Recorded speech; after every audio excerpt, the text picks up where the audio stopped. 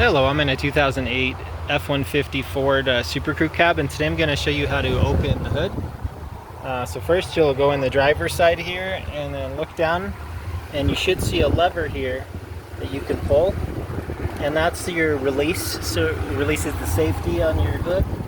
You should feel a little tension as you pull it, and if you don't at all, it might already be unlatched, or you might have something loose back in here that you need to get reattached. So now we'll go up to the front, and in most vehicles right around the middle you can see that it's loose, but most of them have a little lever. So this one you're pushing this way, that's it. You can see there's where it hooks, and then this is what this side looks like, and that lever. So if you're having issues at this point, you might have some debris caught in here that needs cleaned up, or this part replaced, or this lever potentially in one of these lines. If you didn't have any tension inside as well, you might need to follow this line to see if something's loose.